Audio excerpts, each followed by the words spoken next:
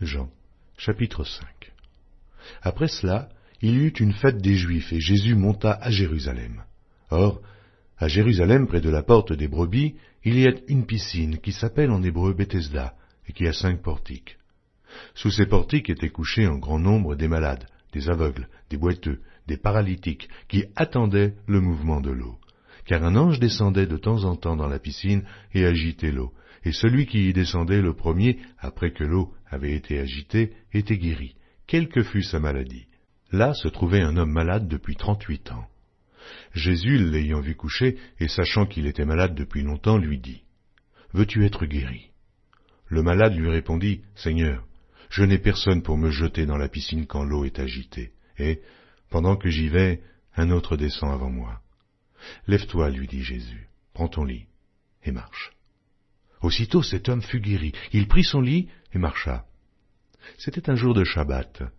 Les Juifs dirent donc à celui qui avait été guéri : « C'est le Shabbat, et il ne t'est pas permis d'emporter ton lit. » Il leur répondit : « Celui qui m'a guéri m'a dit : prends ton lit et marche. » Ils lui demandèrent : « Qui est l'homme qui t'a dit : prends ton lit et marche ?»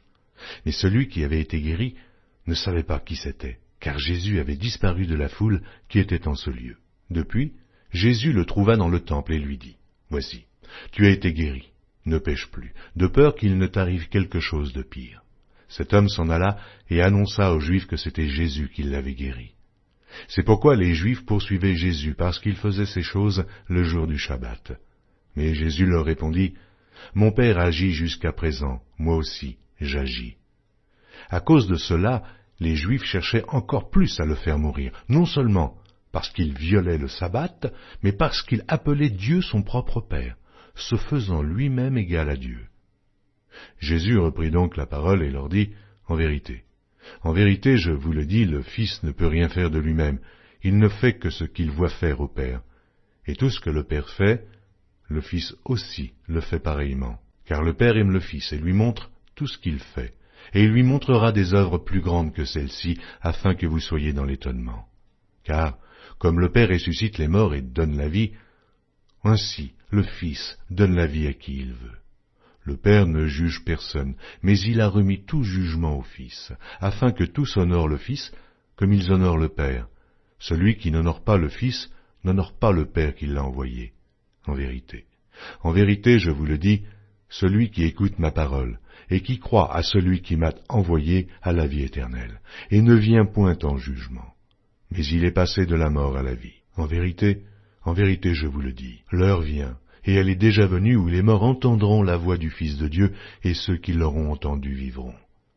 Car comme le Père a en lui-même la vie, il a donné au Fils d'avoir la vie en lui-même. Et il lui a donné le pouvoir de juger parce qu'il est le Fils de l'homme. Ne vous étonnez pas de cela, car l'heure vient où tous ceux qui sont dans les sépulcres entendront sa voix et en sortiront. Ceux qui auront fait le bien ressusciteront pour la vie, mais ceux qui auront fait le mal ressusciteront pour le jugement. Je ne puis rien faire de moi-même. Selon que j'entends, je juge, et mon jugement est juste, parce que je ne cherche pas ma volonté, mais la volonté de celui qui m'a envoyé. Si c'est moi qui rends témoignage de moi-même, mon témoignage n'est pas vrai. Il y en a un autre qui rend témoignage de moi, et je sais que le témoignage qu'il rend de moi est vrai. Vous avez envoyé vers Jean, et il a rendu témoignage à la vérité. Pour moi, ce n'est pas d'un homme que je reçois le témoignage, mais je dis ceci afin que vous soyez sauvés. Jean était la lampe qui brûle et qui luit, et vous avez voulu vous réjouir 1 heure à sa lumière. Moi, j'ai un témoignage plus grand que celui de Jean, car les œuvres que le Père m'a donné d'accomplir, ces œuvres mêmes que je fais, témoignent de moi, que c'est le Père qui m'a envoyé. Et le Père qui m'a envoyé a rendu lui-même témoignage de moi. Vous n'avez jamais entendu sa voix, et vous n'avez point vu sa face, et sa parole ne demeure point en vous, parce que vous ne croyez pas à celui qui l'a envoyé. Vous sondez les Écritures parce que vous pensez avoir en elles la vie éternelle. Ce sont elles qui rendent témoignage de moi. Et vous ne voulez pas venir à moi pour avoir la vie. Je ne tire pas ma gloire des hommes, mais je sais que vous n'avez point en vous l'amour de Dieu. Je suis venu au nom de mon Père, et vous ne me recevez pas. Si un autre vient en son propre nom, vous le recevez.